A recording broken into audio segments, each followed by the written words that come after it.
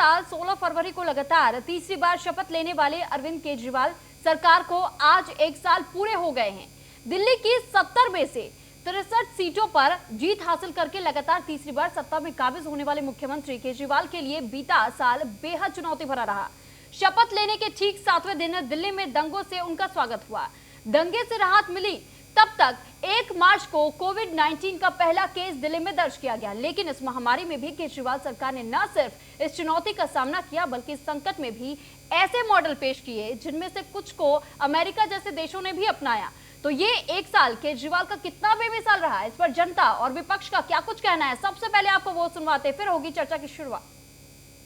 बात करते हैं तो अचीवमेंट में बड़ा जीरो आता है,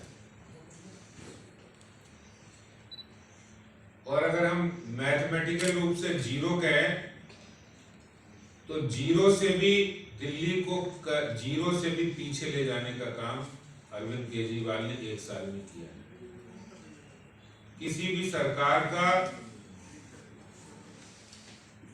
एक काम होता है कि वो नागरिकों को सुविधाएं देना, दिल्ली का विकास करना,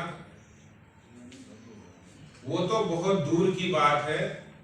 लेकिन जिस समय दिल्ली में, देश में, दुनिया में कोविड जैसा संकट आया, उस समय भी आम आदमी पार्टी और दिल्ली के मुख्यमंत्री का एक्ट सब लोगों ने देखा है। वो अक्सर प्रेस कॉन्फ्रेंस करते हुए दिखे थे, उनके नेता बयान देते हुए दिखे थे। अचीवमेंट की बात, सबसे पहले मैं दिल्ली वासियों को एक ईमानदार सरकार को दोबारा चुनने के लिए, तीसरी बार चुनने के लिए बधाई देता हूं कि उनकी वजह से आज दिल्ली विकसित हो पा रही है। अरविंद केजरीवाल जी के नेतृत्व के अंदर जितनी भी पुरानी स्कीमें थी वो सब लगातार कंटिन्यू है। इसके साथ साथ कल मैं पढ़ रहा था कि दिल्ली के अंदर अधिकतम घरों का बिजली का बिल 0 आया है, पानी का बिल 0 आया है। ऐसा केजरीवाल जी के होते हुए ही संभव हो पाया है। इस कोरोना का युग आया, इस इलेक्शन के तुरंत बाद 10 लाख लोगों को हर रोज भोजन बना के खिलाया, 1 करोड़ लोगों को 2 बार सूखा राशन उपलब्ध कराया। आंटी 1 साल आज केजरीवाल सरकार को हो गया है, तो आप इसको किस तरीके से देखते हैं, कितना ये आपको फायदेमंद नजर आ रहा है? बहुत अच्छे, लेडीज फ्री बस, पानी फ्री, बिजली फ्री और सब सुविधाएं, अच्छा काम करा है। इतनी सुविधा कर दी है कि बिजली फ्री कर दी, पानी फ्री कर दिया, लोगों को यात्रा करवाई। तो जो 1 साल का काम हुआ, आप इस कामों से खुश हो? हाँ, इस कामों से हम बहुत खुश हैं और एक केजरीवाल ही आना चाहिए। आंटी 1 साल आज केजरीवाल सरकार को हो गया है, तो आप इसको किस तरीके से देखते हैं, कितना ये आपको फायदेमंद नजर आ रहा है? बहुत अच्छे, लेडीज फ्री बस, पानी फ्री, बिजली फ्री और सब सुविधाएं, अच्छा काम करा है। इतनी सुविधा कर दी है कि बिजली फ्री कर दी, पानी फ्री कर दिया, लोगों को यात्रा करवाई। तो जो 1 साल का काम हुआ, आप इस कामों से खुश हो? हाँ, इस कामों से हम बहुत खुश हैं। तो अब इस चर्चा की शुरुआत करेंगे और इस चर्चा की शुरुआत में हम आपको सबसे पहले अपने मेहमानों से मिलवा दें। दरअसल हमारे साथ इस वक्त खेमचंद शर्मा, प्रवक्ता बीजेपी से जुड़ चुके हैं, साथ ही कुलदीप कुमार आम आदमी पार्टी से नेता हैं, शुभ्रांश राय कांग्रेस नेता हमारे साथ जुड़ चुके हैं। आप सभी का बहुत स्वागत न्यूज ऑन इंडिया पर। तो सबसे पहला सवाल मेरा आपसे रहेगा खेमचंद शर्मा जी, अगर लगातार ये देखा जा रहा है कि केजरीवाल सरकार ने काम किया है, अभी हमने जनता की दलीलें भी सुनाई और उनकी बातें भी सुनवाई कि किस तरीके से जनता भी बेहद खुश नजर आ रही है, तो ऐसे में क्या कहेंगे कि वाकई बेमिसाल जा रहे हैं केजरीवाल सरकार के ये दिन? सबसे पहले तो मैं आपके माध्यम से सभी देशवासियों को आज बसंत पंचमी की शुभकामना देना चाहता हूं। केजरीवाल सरकार ने सिर्फ और सिर्फ झूठ बोले हैं, सारे इंस्टीट्यूशंस को बर्बाद किया है, उन्होंने कोई काम नहीं किया है। आप देखिए, उन्होंने एमसीडी के 13,000 करोड़ नहीं दिए, जब एमसीडी को ये पैसा सबसे ज्यादा चाहिए था, क्योंकि कोविड काल में एमसीडी के रिसोर्स सबसे कम हो गए थे।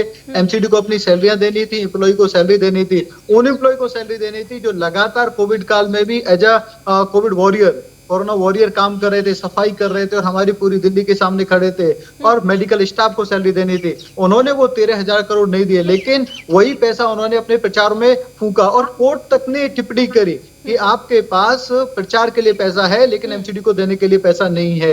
ये एक सब अपने आप में दिखाता है कि अरविंद केजरीवाल कितना झूठ बोलते हैं। दूसरा, जल बोर्ड। आप जल बोर्ड की स्थिति देखिए, जल बोर्ड में 26,000 करोड़ का कोई हिसाब अता पता नहीं है, और जल बोर्ड आज आप कह सकते हैं हैवी, बहुत ज्यादा हैवी आप कह सकते हैं लोन के अंदर दबा हुआ।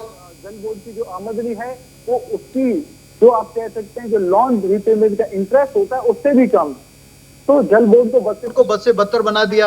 अब आप ट्रांसपोर्ट की बात करिए, दिल्ली में 13 से 15,000 बस चाहिए, लेकिन अभी हार्डली 2,500 से 3,000 बस रोड पे हैं, और दिल्ली वासियों को आधा एक घंटे वेट करना पड़ता है, और दिल्ली वासियों को मजबूरी में ऑटो से या प्राइवेट व्हीकल से जाना पड़ता है। ये स्थिति उनके ट्रांसपोर्ट की है। वैसे ही आप पीडब्ल्यूडी की रोड आप देखिए। ये जो कह रहे हैं कि दिल्ली सरकार ने कोई काम नहीं किया है, क्या वाकई आपको दिल्ली में कोई काम नजर ही नहीं आया? मैडम मैं बताता हूँ, आप देखिए ना, आप इंफ्रास्ट्रक्चर देखिए, आप रोड देखिए, रोड में कोई इंप्रूवमेंट नहीं, कोई नया फ्लाईओवर नहीं, कोई नया स्कूल नहीं, कोई नया कॉलेज नहीं। जल बोर्ड जो पहले फायदे में था वो घाटे में है। नहीं देखी तीसरी बार यूं ही तो जनता बेवकूफ तो नहीं है कि तीसरी बार दोबारा से मौका देगी।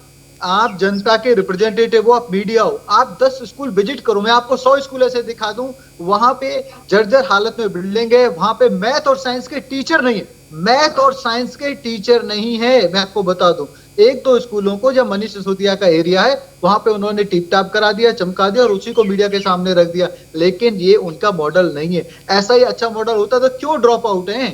हर साल आप देखेंगे स्कूल्स में, सरकारी स्कूल में भयंकर तरीके से ड्रॉप आउट हो रहा है। वहां पे साइंस और मैथ के जो बेसिक और कंपलसरी सब्जेक्ट्स हैं उनके वहां पे टीचर नहीं है, और आप कह सकते हैं जो बेसिक फैसिलिटी स्कूलों में होनी चाहिए वो बेसिक फैसिलिटी स्कूलों में नहीं है।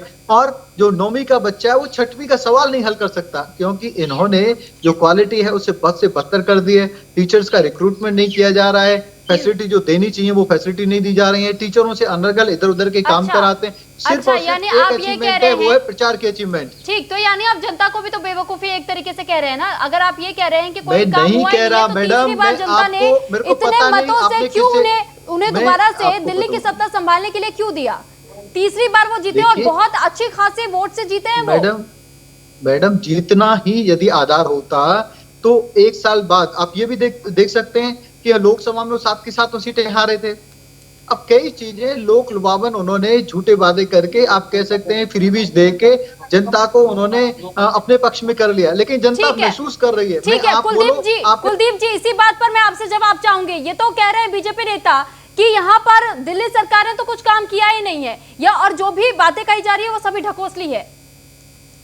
कुलदीप जी, पहली बात तो ये है कि मुझे लगता है कि हमारे भाजपा के साथी जितनी बुराइयां कर रहे हैं, दिल्ली वाले इनको सुन रहे हैं, और उन्होंने जिन स्कूलों की इन्होंने भी बात की, उन स्कूलों को इन 6 सालों में बदलते हुए देखा है। उन्होंने देखा है कि वो स्कूल टाट पट्टी से कैसे एक अच्छी बेंच तक पहुंच गए, कैसे वो टीन टप्पर से अच्छी 5 स्टार बिल्डिंग तक पहुंच गए। इनका आरोप है कि बिल्डिंग सुधार देने से शिक्षा में सुधार नहीं होता। ये इनका कहना है कि शिक्षक तो है ही नहीं वहाँ। मैं उसी की बात कर रहा हूँ, मैं उसकी बात कर रहा हूँ अभी। दूसरी बात ये कि आज दिल्ली सरकार के स्कूलों का रिजल्ट प्राइवेट स्कूलों से ज्यादा अच्छा आ रहा है। आज दिल्ली सरकार के स्कूल में पढ़ने वाले बच्चे IIT और JEE में एडमिशन ले रहे हैं। आज दिल्ली सरकार के पढ़ने वाले बच्चे IAS की कोचिंग ले रहे हैं, PCS की कोचिंग ले रहे हैं। लेकिन ये भाजपा के साथियों को हजम नहीं होगा। दिल्ली के लोगों ने जो अरविंद केजरीवाल जी के ऊपर भरोसा दिखाया था, जब पहली बार हमारी सरकार बनी, उसके बाद दूसरी बार बनी, और अब की बार तीसरी बार बहुत बड़े मैंडेट के साथ 62 सीटों के साथ दिल्ली में दिल्ली के लोगों ने अपने दिल्ली के बेटे अरविंद केजरीवाल जी को पसंद किया, और उन्होंने उनके लिए बिजली, पानी, स्वास्थ्य, चिकित्सा, मोहल्ला क्लिनिक, अच्छे स्कूल, 24 घंटे दिल्ली के अंदर बिजली, मुफ्त बिजली, लगभग 23 लाख का डेटा है, मैं डेटा ही बता देता हूँ आपको, जिन लोगों का बिजली का बिल 0 आया है दिल्ली के अंदर, लगभग 80% के आसपास का रेशो है। खेमचंद जी के सवाल का जवाब मैं यहाँ पर शुभ्रांश राय जी से भी लेना चाहूंगी। कांग्रेस नेता हमारे साथ जुड़ चुके, मैं आपके पास लौटूंगी। कुलदीप जी आपके पास लौटूंगी, मैं आपकी बात सुन चुकी। अब एक बार मैं कांग्रेस नेता से भी जानना चाहूंगी। शुभ्रांश जी, ये जो कहा जा रहा है कि तीसरे कार्यकाल का पहला साल केजरीवाल ने पूरा किया, क्या लगता है कि क्या ये अब तक जो तीसरा मौका केजरीवाल सरकार को दिया गया दिल्ली में, क्या आपको भी कोई काम नजर नहीं आया? वो ढकोसले बातें ही सिर्फ करते रहते हैं। देखिए सुरभि, 3 बड़ी बड़ी बातें हैं। पहली इंपॉर्टेंट बात यह है कि दिल्ली को गंदगी देने का श्रेय भारतीय जनता पार्टी की एमसीडी को जाता है और दिल्ली के लोगों को सड़क पे घंटों घंटा अगर खड़ा रहना पड़ता है और बसें उपलब्ध नहीं है तो इसका श्रेय अरविंद केजरीवाल जी को जाता है। लेकिन अरविंद केजरीवाल जी और नरेंद्र मोदी जी दोनों ने मिलकर जो दिल्ली को 90 रुपए से ऊपर के लीटर का पेट्रोल दिया और 800 रुपए का सिलेंडर दिया, इन दोनों को इस बात के लिए बहुत बहुत बधाई होनी चाहिए। क्योंकि अभी भाजपा के साथी कह रहे थे कि चुनाव जीतने और इस तरह की चीजों को लोकप्रियता का मानक नहीं माना जाता है। मैं इनकी बात से बिल्कुल सहमत हूँ, क्योंकि दिन में जो सपने अरविंद केजरीवाल ने दिखाए थे, दिन में वही सपने नरेंद्र मोदी ने भी दिखाया था। 395 रुपए का सिलेंडर 800 रुपए का हो गया है, घर का बजट बिगड़ गया, लोगों की नौकरी चली गई, 8 रुपए का मिनिमम मेट्रो का टिकट जो है वो 16 रुपए का हो गया। अब इस बात का जवाब या तो केजरीवाल जी देते हैं या नरेंद्र मोदी जी देते हैं। ठीक है, इसी बात पर खेमचंद जी आप जवाब दीजिए। मैडम दिल्ली में एक मिनट सुनिए तो प्लीज, 90 रुपए लीटर का पेट्रोल मिल रहा है, न केजरीवाल जी आगे आकर कह रहे हैं कि मैं वैट कम करूंगा, या नरेंद्र मोदी जी आगे आके कह रहे हैं कि मैं सेंट्रल की एक्साइज कम करूंगा। तो दोनों लोगों ने मिलकर दिल्ली और उत्तर प्रदेश को, स्पेशली खासकर दिल्ली को, वो प्रयोगशाला बना दिया है कि एक आदमी कभी धर्म की बात करता है, दूसरा आदमी कभी सेकुलरिज्म का ड्रामा करके कुछ करने की बात करता है। लेकिन सच्चाई ये है कि दिल्ली आज कूड़े के ढेर पे बैठी हुई गलती है और रोडों की हालत बद से बदतर हो रही है। अब इसका निदान जो दे, चुनाव जीतना हो सकता है, इस लोकतंत्र में एक मानक होता हो, लेकिन एक वोट देने के बाद 5 साल पछताना भी एक मानक है। अब ये बात दरअसल बात ऐसी हो जाती है कि जब जिसकी सरकार रहती है, विपक्ष का तो काम ही ऐसा लगता है जैसे आज के वक्त में केवल इतना ही रह गया कि अगर हम विपक्ष में बैठे हैं और जो अगर सरकार जिसकी है उसके खिलाफ ही बोलते रहेंगे, चाहे कुछ भी होता रहे। नहीं सुबह, अगर आप दिल्ली में रहती होंगी तो जब हम सरकार में थे सिलेंडर 395 रुपए का था, याद है आपको या भूल गई है? जी बिल्कुल। जब हम दिल्ली, सुनिए एक मिनट, जब हम दिल्ली में थे और सरकार में थे, मेट्रो का टिकट मिनिमम 8 रुपए का था, याद है आपको या भूल गई हैं आप? 70 साल सरकार चली है आपकी, 70 साल में कई बार फेर बदल गए। आप भी अपना वक्त मत भूलिए, आप मुझे याद मत दिलाइए, आपको भी याद करने की जरूरत है। मैंने याद करिए और अपने व्यूअर को सच बताइए कि आज 395 रुपए का सिलेंडर तब महंगाई बढ़ती थी, आज 800-900 रुपए का सिलेंडर आपको सस्ता दिखता है। मैडम सच बताइए, देश को यही तो देश जानना चाहता है कि हमें 100 रुपए 90 रुपए लीटर। ठीक है, इस बात का भी जवाब मैं लूंगी। चर्चा में वापस रुख करेंगे क्योंकि हमारे साथ तमाम मेहमान भी बने हुए हैं। तो शुभ्रांशु राय जो कि कांग्रेस नेता है, उन्होंने साफ तौर पर सीधे तौर पर निशाना तो साध दिया आम आदमी पार्टी पर, लेकिन शुभ्रांशु जी, शुभ्रांश जी माफ कीजिएगा, शुभ्रांश जी मैं आपसे ये जानना चाहूंगी, जिस तरीके से आम आदमी पार्टी को यहाँ पर घेरने का काम किया, क्या आप अपना वो वक्त भूल गए जिस वक्त आपने एक मैनिफेस्टो सामने लाया था और उस मैनिफेस्टो में जिस तरीके से आप कह रहे हैं कि लगातार फ्री बांटने का ये जो काम कर रही है दिल्ली सरकार, क्या आपने अपने मैनिफेस्टो में ऐसे फ्री देने के लिए नहीं कहा था? मैडम, हमने अपने मैनिफेस्टो में ये तो नहीं कहा था कि हम 395 के सिलेंडर को 800 रुपए ले जाएंगे। पर आप भी तो कहीं ना कहीं केजरीवाल सरकार के ही नक्शे कदमों पर तो चल रहे हैं। प्लीज सुनिए ना, सुनिए, नक्शे कदम पे कौन चल रहा है, सब प्रत्यक्ष है।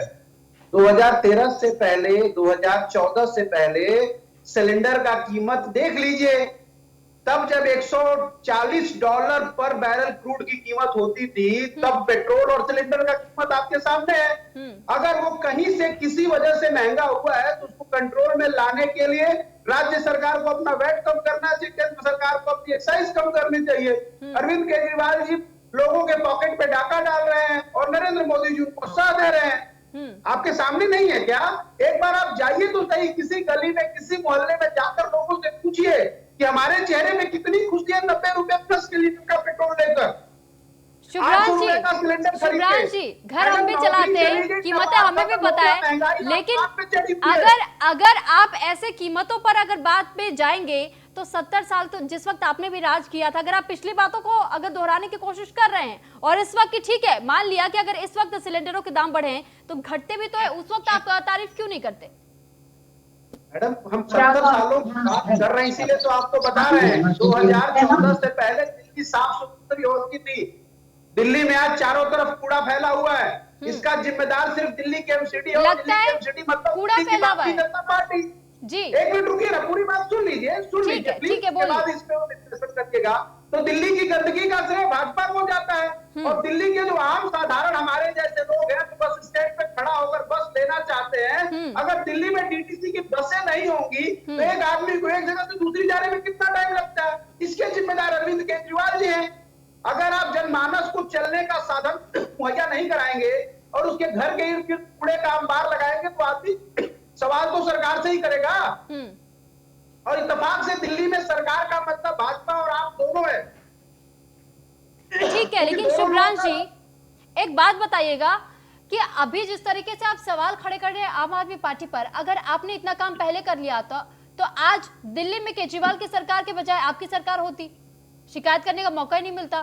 खैर, इस बार मैं आपके पास आना चाहूंगी कुलदीप खेमचंद जी आपसे ही जवाब चाहूंगी। आप भी कमियां गिरा रहे थे, बीजेपी ने भी पिछले चुनाव के वक्त में अपने मैनिफेस्टो में वही उसी नक्शे कदमों पर बीजेपी भी चली थी। फ्री का ये जो ढकोसला आप बता रहे हैं कि आम आदमी पार्टी ने ढकोसला एक तरीके से दिया, या ये जो जुमलेबाजी की गई, तो आपके मैनिफेस्टो में भी तो देखा गया, आपने भी तो कई चीजों के लिए आपने ये कहा कि हम ये फ्री दिलवा देंगे, वो फ्री दिलवा देंगे, किया या नहीं किया? मैडम, इंटेंशन और ट्रैक रिकॉर्ड देखा जाता है। इन्होंने बोला बिजली पानी फ्री देंगे, कितने लोगों को बिजली पानी फ्री मिल रहा है? आप देखिए, मैक्सिमम दिल्ली पानी आज टैंकर से ले रही है या फिर बोतल का पानी पी रही है। उनके पास पानी है ही नहीं। इनको वाटर सप्लाई के तहत नई नई कॉलोनियों में नए पाइपलाइन डालने थे, वाटर सप्लाई का एक्सटेंशन करना था।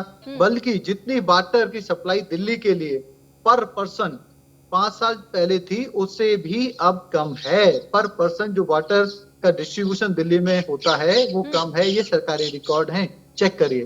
दूसरा, दिल्ली जल बोर्ड जो प्रॉफिट में हुआ करता था आज वो घाटे में है। ना नई लाइन डली, ना ही पानी की क्वालिटी इंप्रूव हुई, ना ही पानी का क्वांटिटी इंप्रूव हुई। ना क्वालिटी ना क्वांटिटी, दोनों चीज इंप्रूव नहीं हुई। आप देखेंगे ट्रांसपोर्ट बस से बदतर स्थिति में है। वैसे रोड की हालत खराब है। ग्रीनरी जो दिल्ली में होती थी, ग्रीनरी हर जगह खत्म हो चुकी है। केजरीवाल जी स्वास्थ्य की बात करते हैं, उनके मोहल्ला क्लिनिक में गधे और कुत्ते बैठे हुए हैं। मोहल्ला क्लिनिक में बेसिक दवाई तक नहीं है, सारे मोहल्ला क्लिनिक बंद पड़े हैं। और वो मोहल्ला क्लिनिक आप देखेंगे कोविड के टाइम पे बिल्कुल इनइफेक्टिव थे।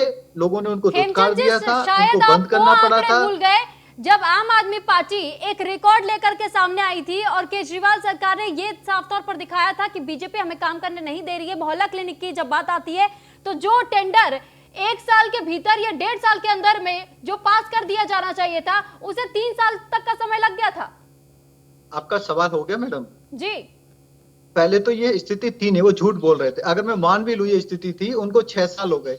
जिन मोहल्ला क्लिनिक का टेंडर पास हो गया, उनकी क्या स्थिति है? कितने लोगों को दवाई मिल रही है? कितने लोगों को हेल्प मिल रही है? क्या कोविड काल में उन्होंने कोई काम किया? नहीं किया। और उन्होंने अपने हाथ खड़े कर दिए। स्टेट गवर्नमेंट के इंस्टीट्यूशंस बिल्कुल बेकार हो गए थे, वहां पे बेसिक फैसिलिटी नहीं थी। अमित शाह जी को, होम मिनिस्टर को पिचिंग करना पड़ा। आर्मी को, हमारे जो सुरक्षा वाले उनसे रिक्वेस्ट करी। अर्जेंसी पे हॉस्पिटल सेटअप किए गए, अर्जेंसी पे इक्विपमेंट दिए गए, अर्जेंसी पे सारी चीजें व्यवस्थित की गई, तो दिल्ली को बचाया गया। कोविड काल में क्या बेड्स नहीं लगाए गए, क्या आईसीयू वार्ड्स नहीं बनाए गए? और दिल्ली का जो मॉडल पेश किया गया था अरविंद केजरीवाल सरकार की तरफ से, अमेरिका जैसे देशों ने भी अपनाया था। उस वक्त सबने वाहवाही की। नहीं, आप पता नहीं कहां से इंफॉर्मेशन ले रहे हो। सुन लीजिए, आपने कांग्रेस के मित्र को 10 मिनट बोलने दिया है। मैं आपके इसी सवाल का जवाब, आप सुन लीजिए, ठीक, खेमचंद जी, आप बहुत बोल चुके हैं। मैं एक बार कुलदीप जी से इसी बात का जवाब ले लूं। आपने कांग्रेस के मित्र को बोलने दिया, सुन लीजिए। और 5 मिनट आपने आम आदमी पार्टी को, मेरे को 2 मिनट बोलने दीजिए। सुन लीजिए, मैं 10 मिनट से आपको सुन रहा हूँ। ठीक है, अब सुन लीजिए मैडम, बात क्या है। दिल्ली को क्या चाहिए था? दिल्ली में बहुत सारी चीजें पहले से ही हैं।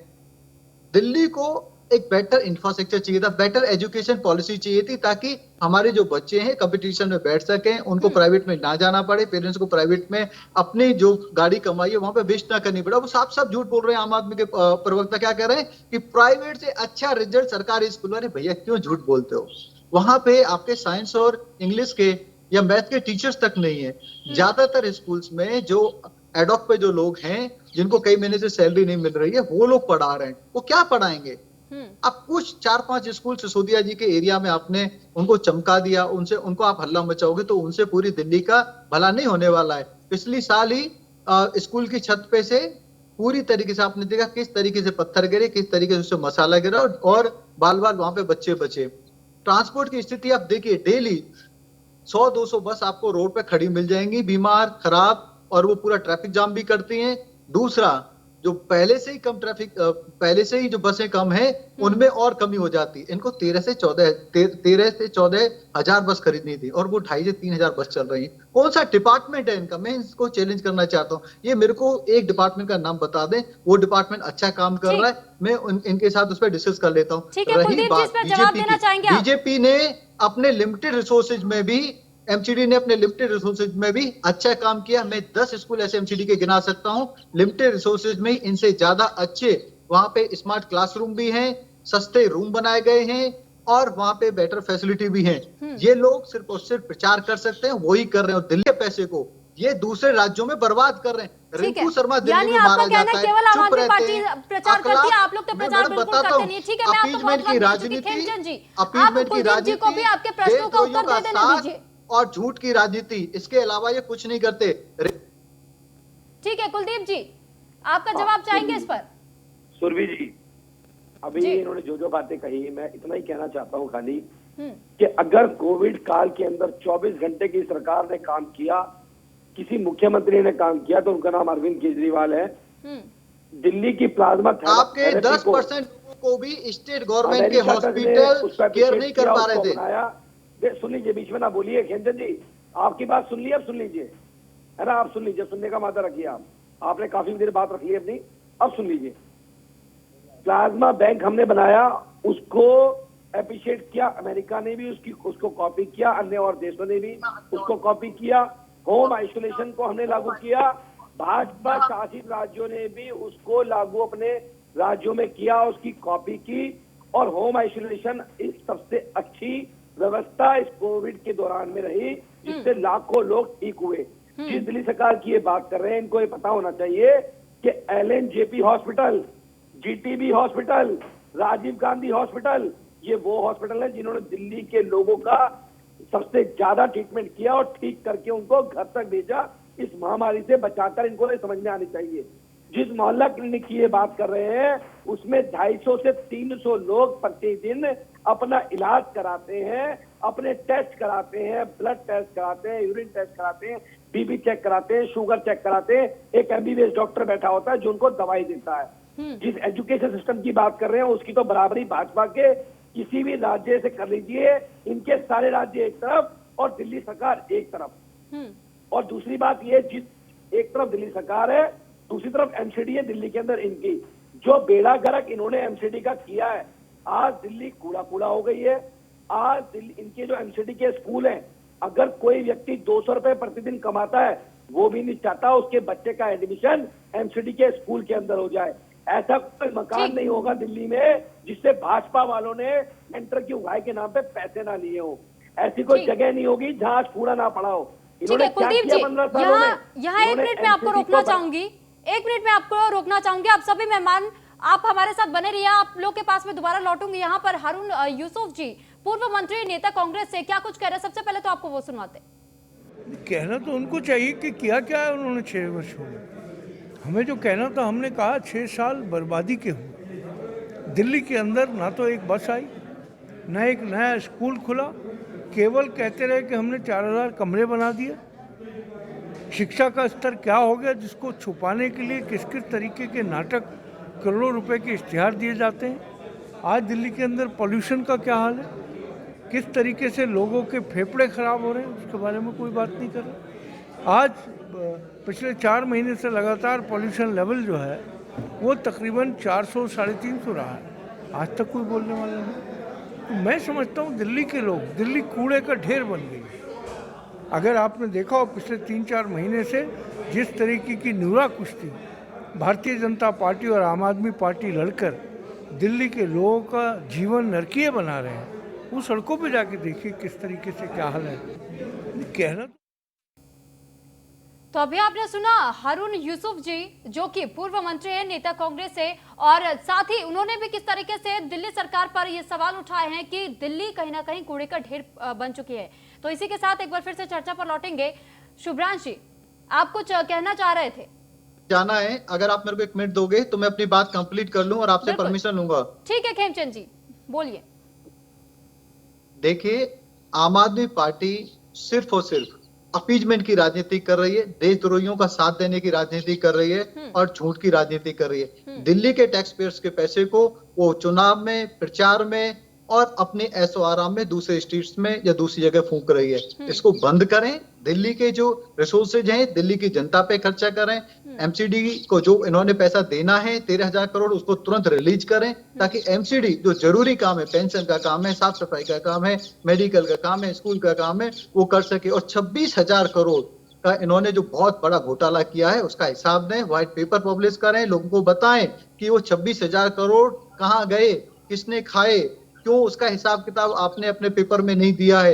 इसके अलावा आपको रिंकू शर्मा पे दर्द क्यों नहीं है और आपके लिए अखलाक क्यों प्यारा है, इसका भी जवाब दें। आप अखलाक को तो गले लगाते हो, रिंकू शर्मा जो दिल्ली का बेटा है वो मारा जाता है, उनको सांत्वना तक नहीं देते। ये आपकी गंदी राजनीति को दिखाता है।